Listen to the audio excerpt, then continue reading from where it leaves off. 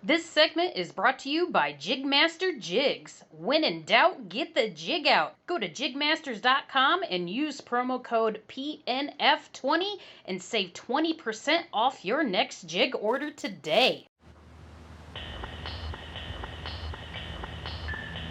Hello, and welcome back to the Paddle and Fin podcast. This is Adventures with Outdoorwoman, and here's your host, Mrs. Susie Roloff.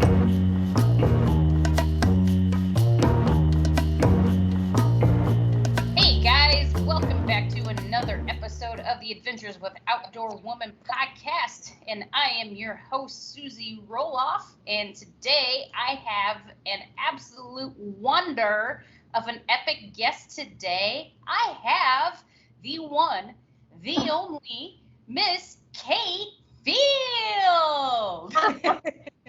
That's a big introduction, Susie. Hey, you know, I gotta have some fun while I'm doing this, right? Oh, gosh. I probably have a doppelganger out there, so you never know, but... Right. Hey, Susie. It's good to chat with you. So. Yeah, I'm so glad you could be on the podcast today. So I know that there are a lot of people out there who do know who you are, but there's still always some who may not know. But let's talk a little bit about you and kind of like who you are, how you got into the whole kayak fishing field and your journeys and whatnot, and we'll go from there. That's not very narrow. I know. Please describe your life in 3 paragraphs. Yeah, right. Just you know. Kind of well, let's see. Can you direct me a little bit, because I've totally spaced out that giant topic. All right. Well, let's first start with how did you get into kayak fishing? Well, so it's sort of a funny story. I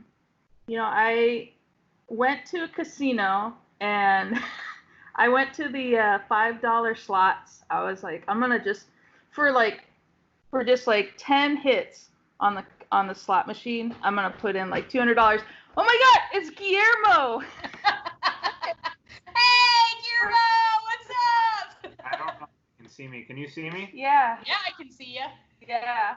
Surprise guest, Guillermo Gonzalez. Ask Guillermo how he got into kayak fishing. You say that like you know the answer to that question. I don't. Oh, okay. Are we like on a podcast or Yeah. something? Yeah, you're on my podcast. Oh, that's kind of cool. Yeah. You want 2 guests? Come on, pull up a chair. Come on, Guillermo. Just for a second. Yeah. For a second. What? You can join in too. Should we make it a threesome? We'll have a party. All right. Oh, we got Christine Fisher in the house. Oh my goodness. It's really funny. You can pull up a chair. No, I'll leave the podcast. I was supposed to hi, Susie. Hi, Christine. We miss you, Miss Susie. you, I miss you guys too. Okay. I'm excited about it. Do that. Okay. So wait. So what was the question? What was the question, Susie? How did you guys get into kayak fishing? I got into kayak fishing because when I was in middle school, I had a friend in Miami, or it was really my mom's friend. She lived on this like lagoon in this back lake, and she had this like super cheap tandem ocean kayak. And when I was in middle school, I would beg her to just let me go out in it and fish out of it. And I would go out and I would fish for snook, and most of the time I wouldn't catch any, but sometimes I would catch one, and it was the absolute coolest thing ever to get drug around in that thing. What kind of kayak was it? It was a tandem ocean kayak. I don't know what the what brand it was or anything, but it was a big yellow tandem ocean kayak with a really heavy aluminum paddle. Nice. Couldn't get any cheaper, but it was awesome. I don't have anything nearly as cool as that. I'll send you a picture sometime of me in that ocean kayak with a big old snook. That would be fun. So you can laugh and say, I know the story. I think we should go snook fishing. I would love to take you snook. Yes. That would be awesome. I've never caught one. It's fun, but they're kind of mean, like They pike. don't have teeth. No, but Okay, then we're good. they have really sharp gills, so you have to be really careful. Okay, but I can do that. Okay. The teeth thing I don't like. Yeah. It's like Jaws in Yeah. fresh water. I It's terrible. They're so mean. I know. I know. having me on your podcast. Well, of course, dude. I mean, I've been thinking about having you as a guest anyway. I think the next episode Well, should be Guillermo just let me because know, this is okay? the perfect segue. Right? Just let me know, and thank you for having me. He's Oh, gonna yeah. slay. Call us later. He's gonna slay at the Hobie BOS, I'm by gonna the do way. my best. He says he's gonna do his best, but we know what that means. That means slay. Right. I know. Yeah. For a guy like that, I know, right? He just make like the top 50 list or something like that too? Probably. Yeah. So he's up there. He's up there. I'm gonna learn to snook fish, so I'm excited about that. Right? I've never fished for him either, you know. Mm-hmm. And it's interesting that you say that though, about how he had a cool, first time experience that got him into it or whatever, Like, I mean, I didn't really have like a crazy cool experience myself either. It kind of built up to it in a sense, But sometimes it's not always about, how you get started. It's the journey that you take. Maybe, but I mean, Maybe. I went to the slot machine, so Yes. Back to your story. So you're at the slot machine, No, right? yeah, it was a slot. So I put like, what was it? 10. It was bet max, so each swing was $10, and I put in $200. So I had, what was it? 10 swings? Was that it? Something like that. But anyways, halfway through, I won a jackpot, and so I started thinking about, wow, I could maybe get like a boat, and then I started looking at the prices of boats.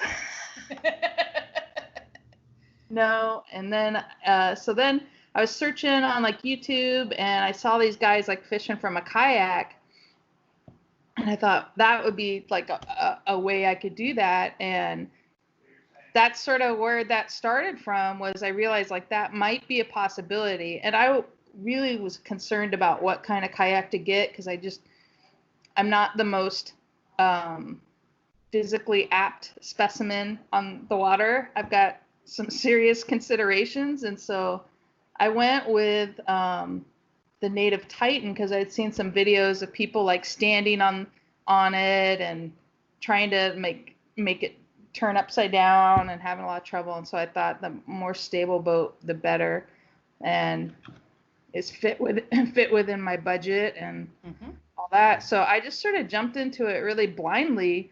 And not really for any kind of bass fishing. I didn't fish for bass. I wanted to chase trout. I wanted to troll for giant trout and some salmon and stuff. And, not really realizing what I was getting into. But so that's how I sort of got into that. And then I'd met some people with Kayak Fishing Utah, and they said they did these bass tournaments. And it's like, I don't understand what that is. Like, I didn't understand, like, I didn't bass fish at all. And maybe when I was a little girl with my grandpa, but I didn't even know really what I was doing. And, so I started going to those tournaments, the live tournaments, and doing all the onlines I could and learning to fish for bass. And that's been sort of a crazy learning curve right now. So, it's like every time I'm like, okay, I think I got it. And then it's like this whole like world of other things in bass fishing. I think you could spend pretty much your whole life learning how to fish for them, which is I'm excited about. I'll go do it the rest of my life, but it's a lot of fun and it's very challenging. So Awesome. So there's a nutshell. It's not as cool as being in an ocean kayak for snook, but right. But hey, it's still, your beginning and how you get started and everything. So have you always lived in Arizona? Is that where you got started with everything? Utah. No, I'm sorry, not Arizona. Yeah, my gosh. It's the Pacific Northwest. So, when I was a little girl, we lived out in California and we'd go fish on Lake Mojave till I was like maybe second or third grade or something like that out in Nevada. And then we moved up to the Pacific Northwest in Puget Sound and lived on an island. So I did fish, but all saltwater. You know, my dad had a boat and we'd go salmon fishing, or I'd go fish off the piers and stuff up in the Puget Sound for rockfish or different things like that. So it was really saltwater till you know, high school, and did some trout fishing in my early 20s, but then I had got sick and I couldn't go, you know, I couldn't really walk. I couldn't go on boats anymore. I couldn't drive. I couldn't do a lot of the things. So it took a good 20 something years to get to the point where I'm really able to do all that again. So, you know, starting as best I could. And kayak fishing is a lot harder than you think. It sort of takes it all. I thought, like, I don't want to, you know, maybe I don't get a boat because it's really hard to like do it all by yourself and put it in and out, and kayak fishing is still pretty hard. It's a lot, but sometimes I think about a motor, but I don't know. I'll try to stay pure, as they say. Right. I don't know. I thought about it a lot because I had hurt my Achilles really bad, and the guy's like, well, I need to do surgery on it, and it's going to be like 4 months, you know, where you have to be like in a boot and all that stuff. And so I was like, maybe I'll get a motor, but screw all that. I'm just going to do what I want. I don't care. Just limp around. So. Right.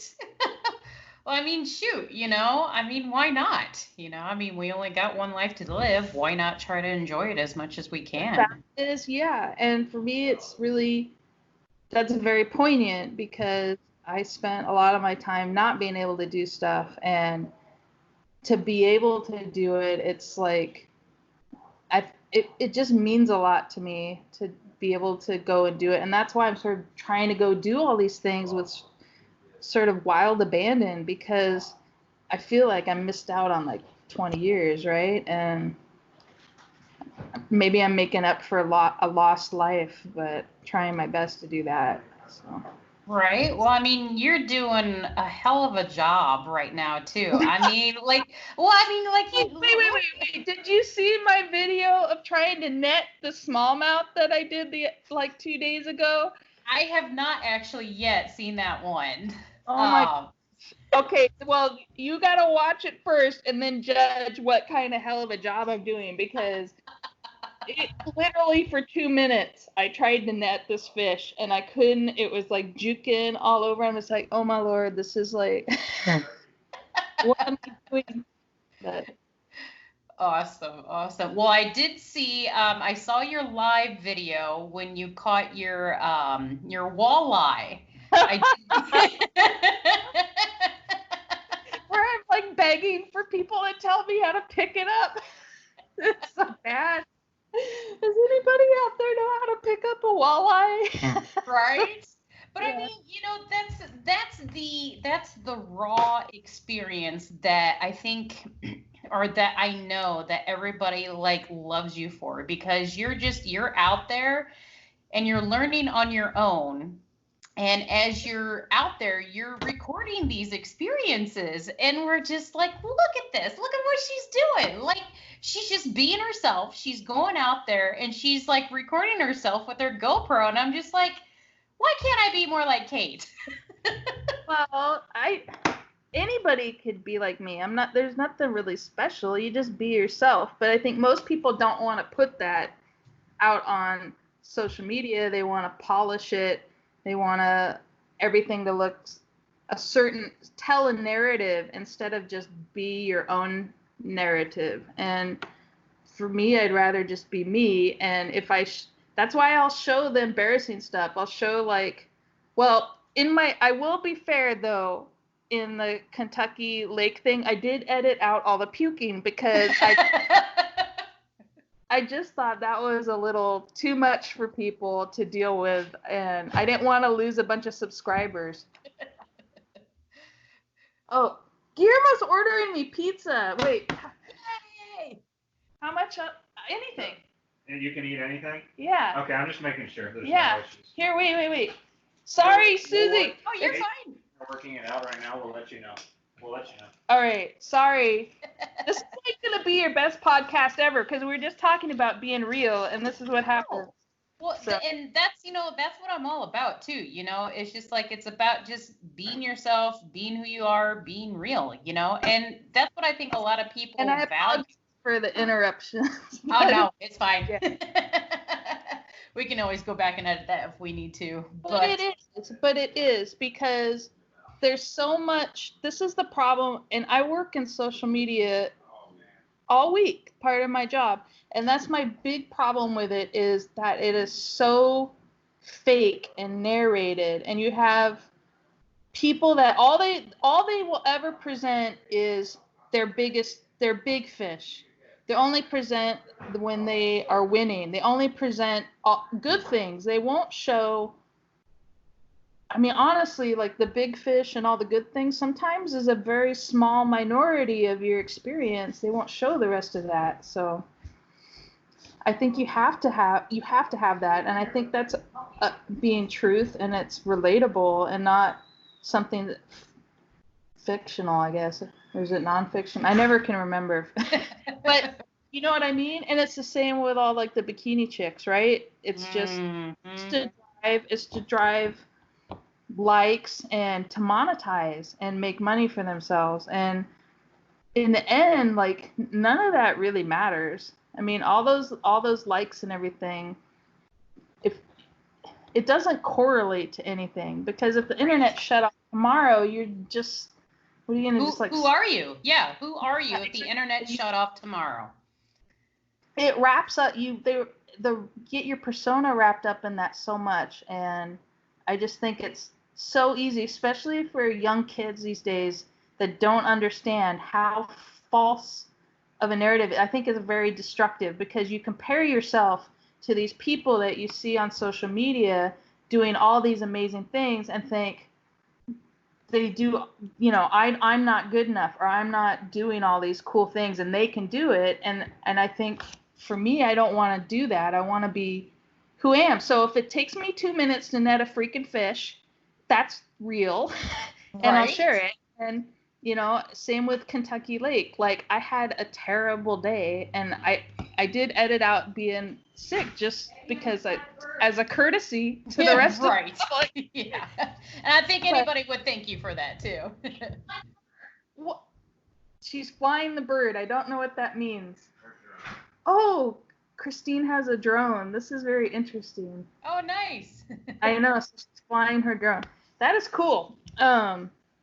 I thought about getting one of those sometime, but that just seems a lot of extra. Like I can barely net a fish. I don't need to like fly something over me to watch me fail at that. Like the top shot of suckage. When it comes to those types of things too, I totally agree because I'm very much a not like I want to say victim to it, but like I'm so easily manipulated by social media, because you scroll through or whatever and you see all these awesome things that people are doing, or all these big fish that these people are catching, or who just got this awesome sponsor and everything, and just it can do things to you mentally that you never even would have thought of. You're just like, man, I'm never going to be as good as that person, or yeah, they got that, I don't deserve something that good, because I don't do that good. It's easy to fall into that trap, and it leads to a really negative experience, and I think it aids in a lot of depression for people in that comparison. And even for me, like I find it hard doing like these tournaments. It's a big learning curve for me, and I really want to grow and learn these waters and learn and become better. But it's really hard to, like if I'm sitting next to Guillermo or watching him, like to not compare myself to that is really hard. And it's a struggle because I'm a competitive person, and, I want to get up at 3 and go to 8 boat ramps and whatever, but I just can't. I feasibly can't do that and still fish the rest of the week. Like I could do it one day, but that's it. And Right. Yep. And I can't, you know, I think you and I even talked at one point where I was just like, I was ready to leave Kentucky Lake. I was like, I'm done with this. I don't know why I drove like 2 days to come out here. I don't belong here. This is terrible. This sucks. I'm just like, what am I doing? I like had like a midlife crisis in a parking lot of some random grocery store in Tennessee. And I just like came unwound. And part of it was just feeling like not feeling like I fit in, you know, or I'm not good enough. And that's a struggle. And I guess for me, if I share what I do with other anglers and other women and realize like it's okay, like you can not be the best, you can work to try and be there, but it's okay to be where you're at because you're on a trajectory, and you're not where you are now is not going to be where you are tomorrow or a year from now or anything. But it's hard to keep that mental picture sometimes when your competitive nature or your emotions get in there and make everything super, super complicated. Yes. Yes. You know, and I think it's, you know, tougher too for certain folks too that have already dealt with, you know, some form of mental illness in a sense, you know, I mean, whether it be depression, anxiety, PTSD, you know, whatever it may be. You know, I've battled depression since high school, you know, I mean, I don't talk about it a whole lot, but, you know, I do try to at least mention it and try to, you know, bring more awareness to people that, hey, you know, I mean, we live in a society that's like, well, shame on you for feeling bad, or shame on you for this, you know, and it's just like, oh, everything's going to be fine. You'll just be fine. You know, where inside you're just like, I'm dying, you know? And so like society has it ingrained in us to be like, oh, you know, you got to be strong all the time. You got to be this, you got to be that. And it's just like, and then you find yourself in a grocery store parking lot. Right. And then you're just like ready to break down and just be like, yeah. Yeah. You know, and those are real things. You know, I don't talk about a lot either, but when before I got sick, I had PTSD really bad. I worked with I think I talked to you about like my interest in gangster rap, and that came from I used to work with at-risk street kids all the time, and as part of my job, and I did a lot of outreach work, and I just worked with gang members who are just going in and out of prison, and I got involved at work with a lot of violence, like people literally showing up to shoot other people. And, you know, I didn't realize the damage that did to me to be around that till after I left that job, and I couldn't function normally. Like I was sort of crazy, and it took in, you know, I went and got help for that, and but that PTSD is no joke. Like, and it's still like, it'll rear its little ugly head on things, and then I'm like, why am I being so freaking weird? And it's like, oh, that's what that is. Okay, like chill out, like quit taking it all like weird and stuff. But it's a hard thing, and that's why I think with social media, it's hard to find. If you can find some true and authentic people, those are the people really that are worth following and paying attention to. And, you know, I do my own thing because I want to share that, but, you know, it's just it's a fabricated world for the most part. And if somebody isn't sharing both sides, then you know it's not real. Right. Yep. You know, and that's kind of a thing that I've struggled a little bit with as well. You know, like when I first got into kayak fishing and everything, you know, I was like, all right, you know, where do I want to go with this? How do I want to go about things? And like, I got a GoPro and everything, and I've recorded myself a few times, but, you know, I haven't really posted a lot of stuff because I've got this whole thing about like my own self-image in my mind. All I go is like, oh my God, I'm so fat. I can't believe it. Yes, and I'm just like, I'm looking at myself and I'm watching myself and I'm just like, there is no way that I am going to post this on the internet, because I'm just like, I can't even stand to like look and watch myself sometimes. So I'm like, how are people going to get like anything from this? And I'm just like, it's just this whole mental thing inside me that's just like, you're not good enough for this. No, you're never going to be, no. Yeah. And it's hard to put it out there because people are so freaking judgy about it. Yes. But in a way, I gotta be honest, like in a way, I'm glad I'm sort of older, out of shape chick. Because I don't get the harassment that someone who has who's really good looking or whatever, they get harassed a lot and get a lot of just disgusting things. I don't get that because but it's real, and I think that's terrible what happens with that. So, in a way it's like a double-edged sword. Like we have lacked the self-confidence to try and put ourselves out there because we're worried that we don't look good enough or we're going to get judged. But you shouldn't. Just be yourself and put that out there. I'd be interested to watch your videos anytime, Susie. So just saying. Right. Well, I do have some footage of, it was a couple weeks ago, and I was fishing one of the brackets that wasn't broadcasted because we couldn't have a host. Yeah. And I forget that I'm being recorded sometimes. So my dialogue is quite interesting sometimes. And I also curse like a sailor, too. I try really hard not to, just because I know I'm going to have to, like, try and edit that out, but... Right. And I mean, just, like, sometimes I'll just, like, completely forget that I'm being recorded, and I'll be like, oh, yeah, blah, blah, blah, blah, and then be like, oh, yeah, I'm totally on record right now. Here, you get to my spot where I actually talk to my GoPro. Like, I'm like, GoPro, I got a fish, And I'm like Wilson out here, I need like to put a little face on it with some like twigs or whatever, but the Wilson of a GoPro, right? Be like, Wilson. It is. I like literally I catch myself, I'm like, I'm talking to my dang camera. Like, what in the world? So right.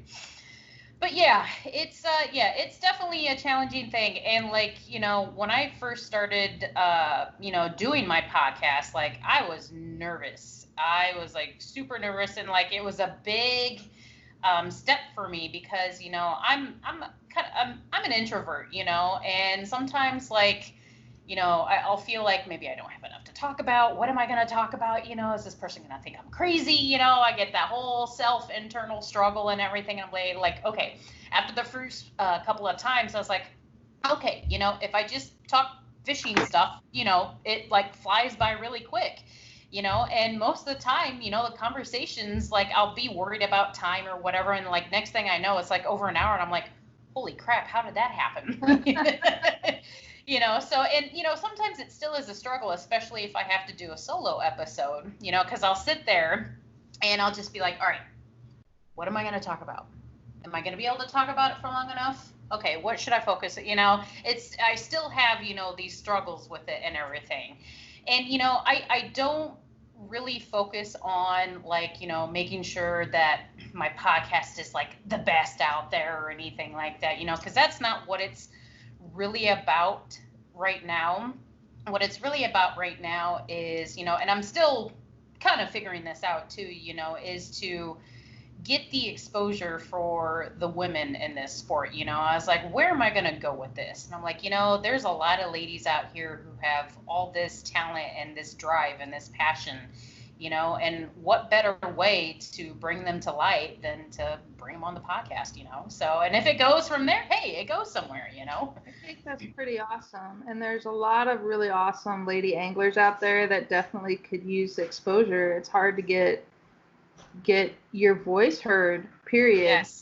Yes. And I feel fortunate that I've been able to, like talk to you. I've talked to the Dark Waters podcast and beers, kayaks, and I can't remember if it's kayaks, beers, and bass, or beers, bass, and kayaks. I know, I can never remember which order that goes into. Yeah. to have that exposure. I feel very blessed to have been able to do some of that. And I don't know. I think that's a worthy cause. It's so. Awesome. Well, yeah. Anyway, I think we've gotten a little away from our main topics here, but I know you've been well, yeah. But hey, that's how the podcast goes sometimes, because that's how I roll. I'm just like, we'll just talk about whatever. But so you've been traveling a lot lately. So we met up at Kentucky Lake there for quite a while, and then you drove back to Utah. And I should have never drove back to Utah. Right? I did it in like 2 days. I drove 37 hours in a 48-hour time period. Oh. And then I got there and I realized, like, I'm miserable here. I'm in house prison, in solitary confinement. I got nobody to talk to. I don't have a dog. This sucks. So, yeah, I think I left like a week later. Yeah, it went very long. And then I, like, saw your map and I was just like, holy crap. Yeah. She's going on a journey. And, and then I saw, like, you were going through Illinois, and I'm like, Kate, you need to adjust this route here, honey. You need to come down. So I'm gonna, though. I'm gonna. And yeah. And before any of you out there social shame me about whatever with COVID, like, I'm very careful. I wear, masks and do all the hand sanitizer. But essentially, I'm sort of like a kayak fishing hermit traveling around, and I have just as much of exposure at gas stations and the grocery as I would at home. But my job right now is remote because of the way the situation is with going to the office. The people that are going back to the office are getting sick, not necessarily at my office, but just in general. Yes. And, this is a chance for me to try and take advantage of this and explore and, still social distance. But I need it for my sanity. Like, I will go insane sitting in my room 24 hours a day by myself in Utah. I just is a stark reality about that. So yes, yeah, I can attest to that. I mean, when things closed March 17th here in Illinois, they didn't open up Banner Marsh until May 20 something, and that's a lake that's 15 minutes from where I live. The nearest lake that was open when they first started opening a couple of lakes was like an hour and a half away from me. So, like, in the springtime is always kind of like my transition period. I come out of my seasonal affective disorder. We're coming out of winter. I'm trying to come out of my rut because, like, the wintertime is like the absolute worst for me. Like, you can ask Adam. He's just like, yeah, she's like... but then springtime, in summer, I'm finally back to my normal self, but then I just dread winter. But it killed me to not be able to go to Banner. I was just going insane, and, like, work was stressful. I had no outlet in any way, shape, or form. No. And just, it was awful. Yeah. I mean, I used to have dogs and stuff, and my dogs passed away about a year ago, and it's just so quiet. Like, I won't hear another sound, another human being all day, and except for just work stuff. And it's just not the kind of existence that I want. And I feel like the COVID stuff is hard enough, and just dealing with my own stuff is hard enough. And I just, no, I'm not gonna live forever. And this is my chance. I'm gonna be 50 in a couple weeks. So, when am I going to do it? Like, when am I going to go do this? Am I going to wait? I can't predict the future. I can't say, like,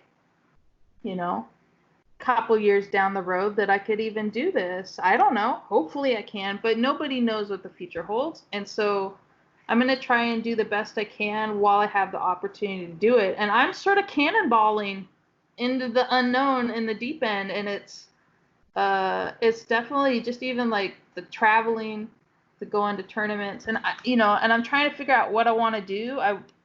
Maybe in the future we'll do something that's more like a truck camper kind of thing, but I'm not doing that right now because I'm not sure what I want, and I just think going out and sort of testing the waters a little bit, I'll get a better idea of what what it's like and what I want to do and how I want to do it without going and spending all the money. You know, I don't want to go buy a bunch of stuff and then, you know, regret that. Right. Yeah. And also finding what works for you too, you know, because I mean, you know, yeah, do you want to get like a big trailer camper? Do you want to get like a truck bed camper? Do you want to get like a little pop-up camper? Yeah. You know, there's there's all these different options, you know. It's just like, well, what's going to work for you feasibly? What's going to work for you physically? What's going to work for you, you know, vehicle wise? You know, what are you going to be able to tow, like with the current vehicle that you have? You know, there's a lot of different factors to take into consideration. So. And plus, I think also as part of it is just as being by yourself as a chick is a different experience altogether. Like, there's a lot you gotta think about, you know, like, it's like I pull into it. Well, and plus there's all the COVID stuff makes it hard because sometimes you want to go to the rest areas and it's closed. Or you go to the rest area and it's a little sketchy, so I going, you know. Mm-hmm. But it's not easy, and you know, it's a learning curve definitely, and even like today, like I went on that, you know, I fished at Lake Mille Lacs for a week and it was awesome. I caught some awesome fish there. Yeah, you did. I went through some of my lures, you know, I lost a few and stuff, and then I realized like there's no bait and tackle store that carries some of this stuff locally. Like I go look and everything's like the supply chain's, you know, hard to come by. Things are delayed. Mm-hmm. And I was really fortunate to be able to go by Omnia Fishing in outside of Minneapolis on my way down because I ordered stuff from them online. I'm like, do they have a retail store? Yeah. And I went in there and they like picked it off the shelf. I'm like, here's a reel that I've been trying to find that I couldn't get, or I couldn't get something shipped to me in time before I left. And so I was able to at least stock up. And so it's like now I realize like if I'm gonna do this, I need to have like a better reserve of tackle. Like I usually have like maybe two things. Like I would order like one thing, like one lure, and I'll try it out. Well, if I like it and I lose it, I don't have like backups. I don't have backups at all. Or I bring like one bag of something and then I burn through it and it's like I can't find it anywhere. So I've learned my lesson on that. Like I need some backups that I can bring with me if I'm gonna travel and stuff. Mm-hmm. Yeah, you know. And maybe, you know, also like, you know, if you know you're gonna stay at like an Airbnb for a week or something like that and get the address beforehand, you know, maybe you could ask them, hey, well, how do you guys do like if I needed something shipped to the house, you know? I mean, you said they would too, and they said awesome. Like if you're gonna know where you're gonna be. Like, even if it like a hotel or something, we can ship. Yeah, hotels will do it you too. Can pick it up or something like that. So that was good to find out. Like, there's some options out there for doing that kind of stuff. But it's definitely a learning curve and a new experience. And I don't know. I'm just sort of risking it all and just diving in the deep end and seeing what happens. Right. I mean, gosh, you know, I mean, there's definitely a lot of people that wish that they could be doing stuff like that. I mean, you know, I'm one of them. You know, I wish I had a job that would let me work remotely so I could just travel. Like, that would just be freaking awesome. But here's the thing, like, my job right now is there's no, it's sort of optional to return if you can't stand being in your house, but there's a lot of limitations to go in the studio. But for the most part, it's some work at home. And there's no end in sight to this because things are spiking here and there. Yeah. And I want to be safe. You know, I've got a lot of health concerns, and I don't want to, you know, I don't want to get this thing. Like, I just don't think it will be very good for me if I do. And I'm taking all the precautions that I can take, but, you know, so I have that ability. I don't really tell them necessarily, like I've told my boss, like sort of my itinerary, but I didn't tell them like, hey, I'm going to go do this. Because if I'm working from Utah or I'm working from Minnesota, who cares? I'm working. Okay. Right. What's the difference? Yeah. I'm working. You know, what does it matter which four walls are around me? Yep. You know, Yep, So exactly. that's at least my theory. So, right. you know, I assume they just assume I'll just stay where I am, and for most people that makes sense because they have kids and they got a family and I don't have those anchors. So I'm just trying to take advantage of being a free spirit in a way and test out that water. So right. Yep. Exactly. You know. Awesome stuff. Well, you know, you had an awesome day of fishing at Lake Mille Lacs, right? Where you caught, what was it? A few of them. Yeah, you had how many inches in smallmouth? Like 91 something? 91. Holy cow! I know. It's the most I've ever done, but That's amazing. What was your biggest smallmouth? I'll show you. Let's see. I'll show it up to the camera. Here we go. Let's see. Is that show it? There we go. Holy mackerel. Look at that beauty. I am not holding it close to the camera either, by the way. That is right next to my face. Yeah, it is. That is a slob. Yeah. It was so fat. It was so fat. Like, yeah.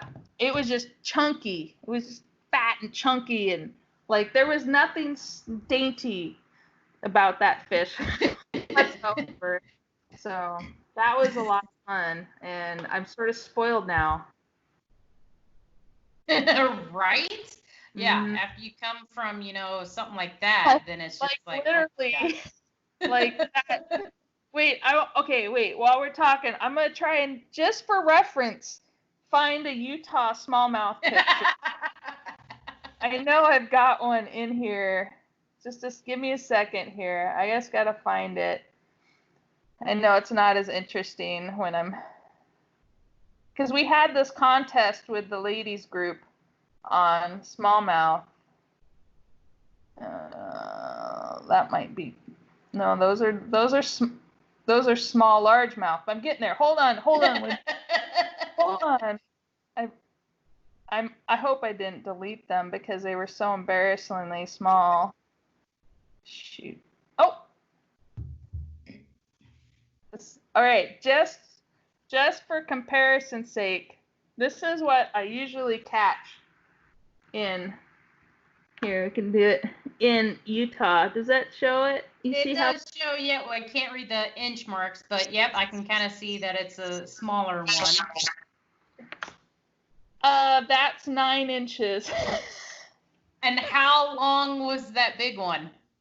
20.25, or was what? it 20? Girl! But it wasn't long. It was the width. Girl! You've got me beat on my personal best smallmouth. Really? No way. Yeah! No way. My biggest smallmouth is 19 3/4. Look at you! Yeah, that was good. I caught my 20, yeah, the 20, and then, was it 20 and a half or 22? I can't remember. It was 20 1/4 or 20 and a half, but I'll have to look it up. But then I caught like 3 18 and a halves. Oh. Yeah. Oh. And they fight so hard. And I caught a bunch of smaller, like 15s and stuff. So 15 and a half and 15.75 and stuff. But still though, like, you know, I think my addiction and my attraction to smallmouth happened last year when I caught the big ones that I did at Lake St. Clair and then up in Minocqua. You know, just the coloring of them and just the way that they fight and just a little bit different techniques and whatnot that you got to use the fish for them. It was just like, oh, I don't know what it is about them, but the thing is though, is I have to travel so far to go to fish for them because there aren't really many around here. I mean, there's some, and there's a little bit of river fishing that'll have them, but like, you know, if I want some good chunky smallmouth, I got to go up north for them. But oh God, it's worth it. You got to schedule a trip to Lake Mille Lacs, but that place is also huge. And apparently I was fishing for them an entirely different way that anybody else fishes for them, of course, because I don't know. I don't know what I don't know. But yeah, I talked to a guy today, and he's like, yeah, most people like go out and they look for boulders and they drop shot or whatever, because all these, you know, guys in like the elite bass series or whatever would catch them that way. Well, I was like in 2 to 4 feet of water, up in the emergent vegetation, up in the reeds, throwing jackhammers and spinner baits, and they're like, what? You're throwing spinner baits and catching? Yes, I was catching just jackhammers and spinner baits. That's all I did, and I just slayed them. Oh my God! And there's nobody fishing here where I was. There's nobody fishing this weed line, and I'm in my kayak and I'm looking over the edge and I'm just watching giant smallmouth plus giant smallmouth women around me, you know, and I'm like, and I'd be like, darn it, they already see me, because after they see me, the gig's up, you know. But but I was out where nobody was fishing because it was hot and the water had warmed up, and you would think like, well, they'd go deep, but they weren't. They were just shallow, and they were eating all the bait fish in there and just gorging themselves. And I'd throw my spinner bait just right up into the edge of the reeds, and like in less than a second, it'd be just bam. Oh my God! Kate Field. It's almost like top water because it's about 2 feet of water, but you know it's not on top. But right. Oh my gosh, it's crazy. And like, you know, I would watch these guys in pontoon boats going out, and I'd be there like with my little live stream holding up the thing, and I could see these old folks just like, you know, like, what is going on? I'm like sitting in the reeds with my little pole. So right. But you know, I bet you that lake probably hasn't seen very many of the spinner baits. You know, it was probably something different to them, you know, because with the elites going there and fishing that technique, you know, that's probably what they see all the time. Everybody does like drop shot and finesse and Ned rigs, and they're out deep looking for these things looking for them on reefs and on boulders, and they totally were these huge fish, just, you know, up in the reeds, just doing their thing, you know. So right. I mean, and you know, it also shows a lot about, you know, how much you've learned just to like see that and, you know, learn from that. I don't know if it's that learning or if just I was lazy and didn't feel like paddling 5 miles out to somewhere. No, but I really thought it came from part of that from Kentucky Lake. Because in Kentucky Lake, we kept thinking like it's summer, they're going to be out deep, they're going to be out on ledges, and they weren't. They were very shallow. They were sometimes on riprap, or they were up in little bushes and stuff.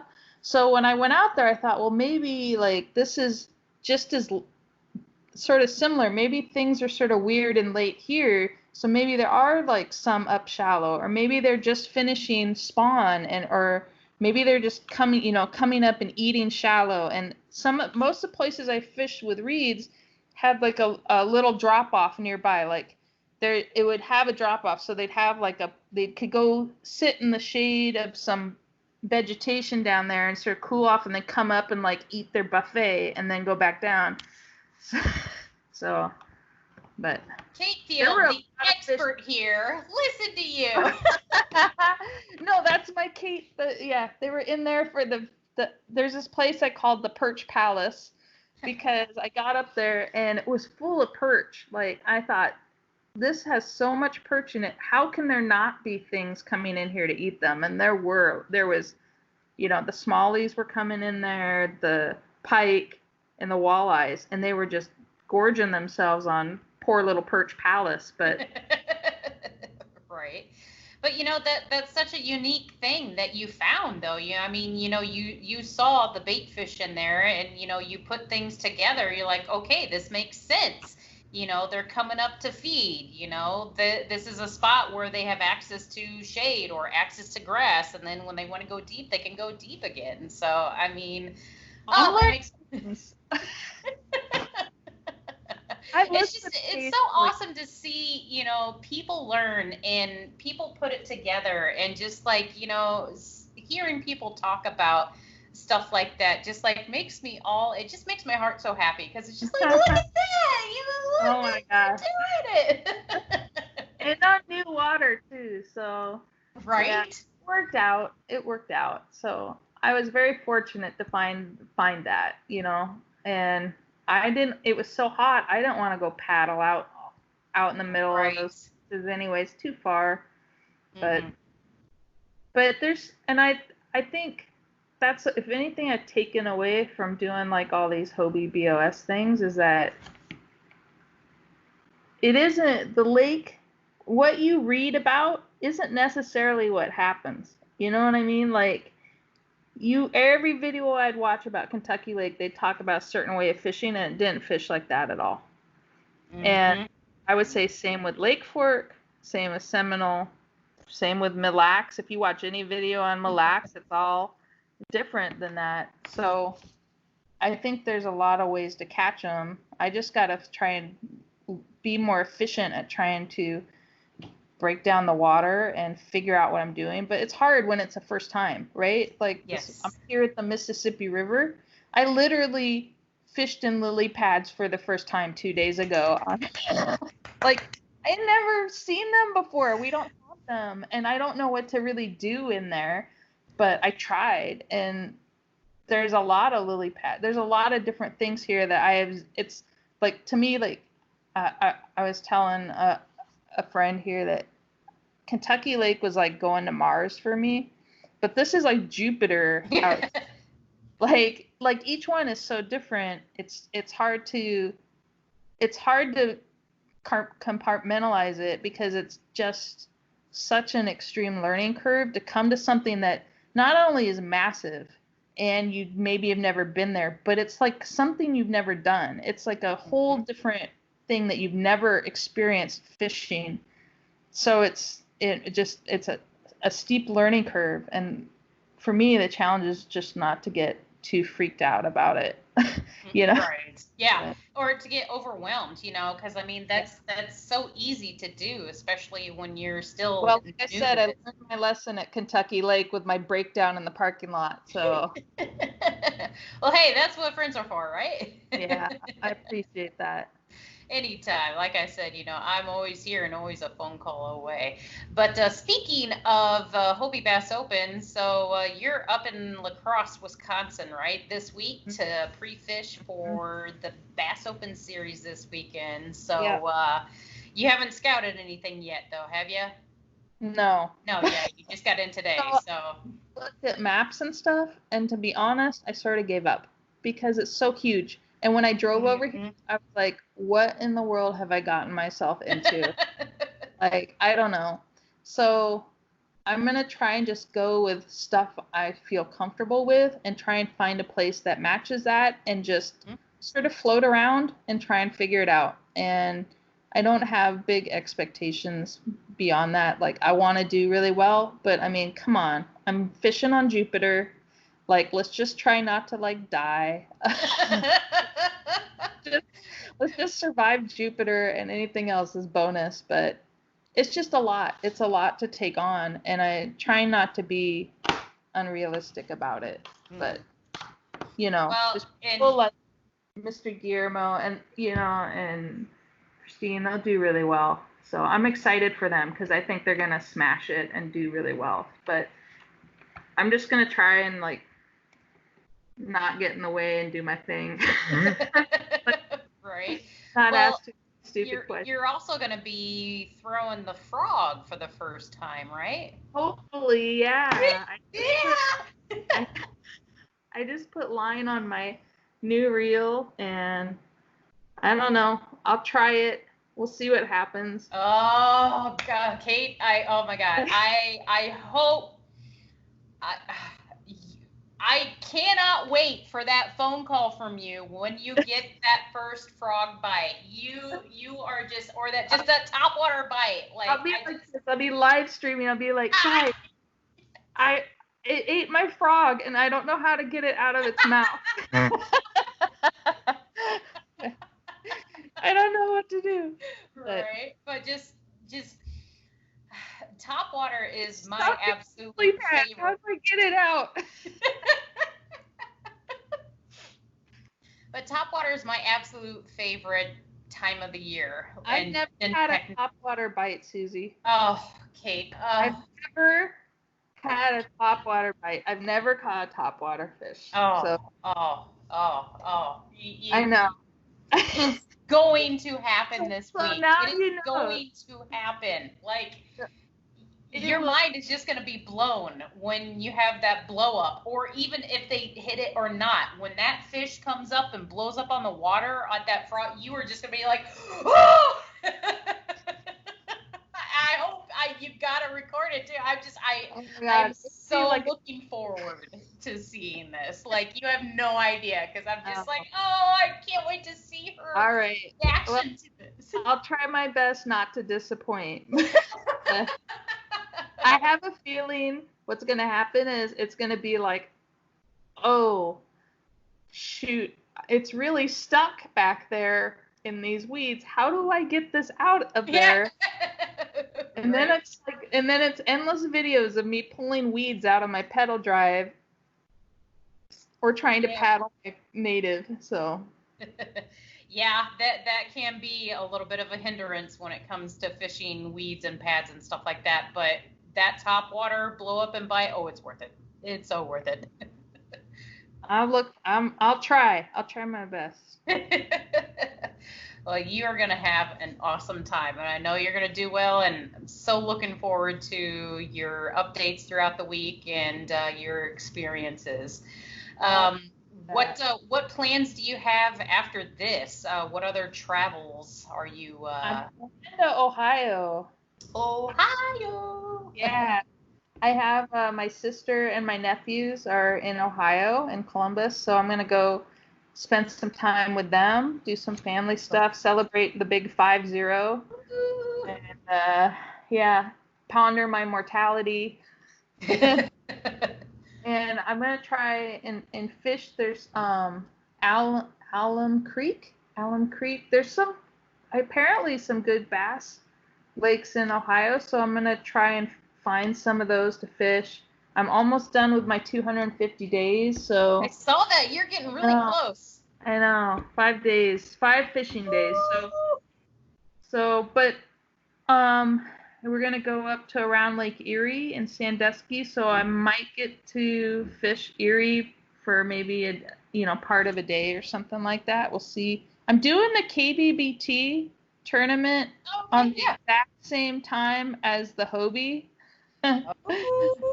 So if I do really well in the Hobie and the KBBT, I may be fishing on Lake Erie for the next round. So I don't know. We'll see. That's a tall order to go there without pre-fishing and try and find fish, but it's the best I can do. So I'll do that, and then it's Texas. Texas, woo! Yeah, I'm gonna go see Miss Sharon, Miss Carol. I'm so jealous. Oh. Yeah. So, but I'm going to do, sort of my plan right now is to do it a month at a time. The United States Postal Service will only hold my mail for a month. Aw. I know. You can forward it somewhere, but I got nowhere to forward it to. So I'm going to travel around and go back to Utah, get my mail, flush the toilets, check the hot water, and then leave again and go somewhere else. And so I'll be doing different trips, so I'm sure we'll hook up at some point and go fishing. So, it'll be fun. I know. I'm so looking forward to it. And I really hope you can make it up to Wisconsin for the salmon tournament, because that is. Oh. I love catching salmon, and it's been so long. Like I told you, it's been 20-something years for me. So probably more than that, but. Right. I miss that. I miss that a lot. Yeah, So. it's so much fun, because all you have to do is just troll for them. That time of year, they're just so aggressive.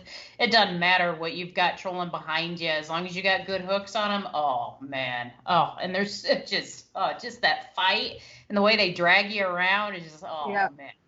Yeah, love it. Right, I know.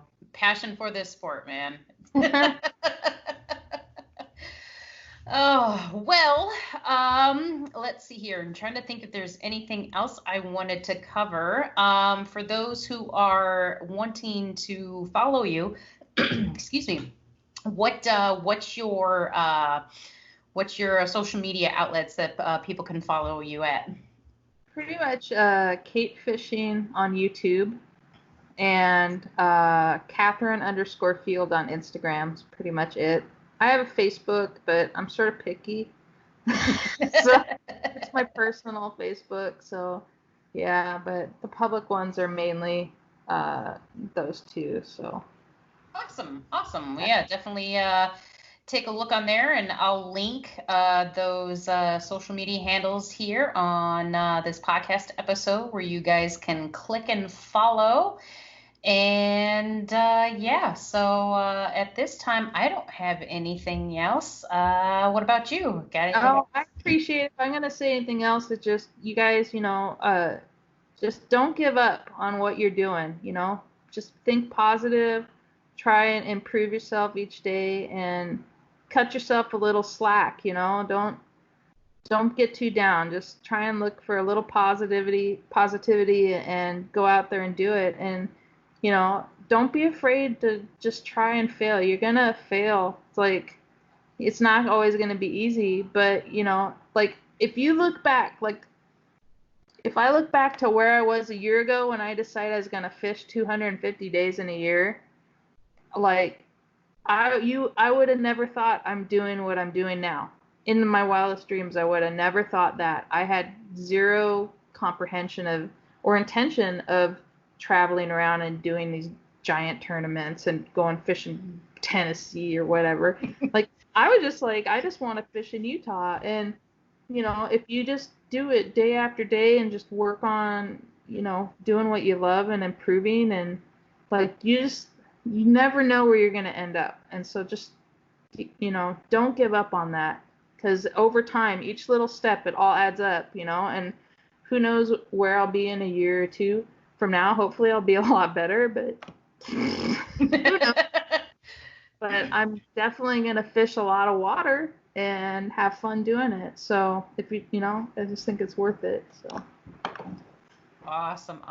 Well, those are some awesome wise words from Miss Kate Field to take to heart there. So thanks again, Kate, for coming on the podcast today, and definitely had some awesome conversation with you today. And to everybody, wait, come here.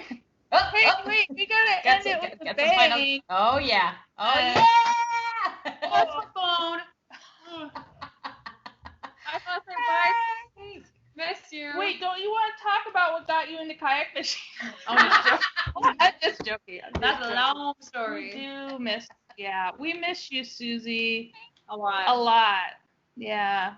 So we're gonna just have to fish together somewhere else. Yes. This house is not the same without you, Suze. It isn't. We got Jay Wallen, Kurt Smits, Jody Queen, RJ Hoover, Guillermo, myself, and Kate. I don't even know half these people. What? Wait, this is all a shock to me. Yeah. Man, I feel like I'm a little leaguer at an all-star game. This is fitting great. She freaking is killing the game right now. Awesome. Here we are talking about not getting too freaked out. She'll be fine. All right, cannonball in the deep end, whatever. I got this. I'm gonna frog my way to first place. That's right. That's right. Maybe next year, but it's gotta start somewhere. That's right. I was telling her I saw my first lily pads 2 days ago. It's pretty freaking exciting. I didn't catch a fish, but I caught a fish next to it in the reeds next to lily pads. Yeah, there are a lot of pike and dogfin in here that like frogs too. Dogfin, dogfish, What is that? What is I that? don't know. It's a freaking dog. Is it What dogfish is or it? is it bowfin or dogfish? Yeah. What? Dogfin. With Bowfin. teeth? Well, they've got some teeth in there. Kate, you need grips. She'll be all right. Love you, Suze. Miss you. Love you, a lot. Christine. Miss you. This is the best podcast ever. I know. Watch the whole thing. That's crazy. Hey, you're like I gotta help Christine find her keys. All right, she found them. Yay! Yeah, definitely feel like the little leaguer here. Well, you know what? But Like that's okay. it's you're a little leaguer and you're like, oh yeah, who's staying here? A-Rod, Mickey Mantle, like no, you know. Yeah, we got like Michael Jordan and Larry Bird and Suzuki. I mean, right. But I mean, still, it's gonna be an awesome week for you. I just know it. yeah, I'm excited. I'm just gonna try and have fun and figure it out, and maybe I'll surprise somebody. Probably surprise myself. Okay. As long as I don't cry in the parking lot, it's a win. Right. Yeah. Thanks a lot, Susie. I appreciate it. All right. Welcome, Kate. Well, thanks again for coming on today, and everybody else out there. We'll see you on the next adventure.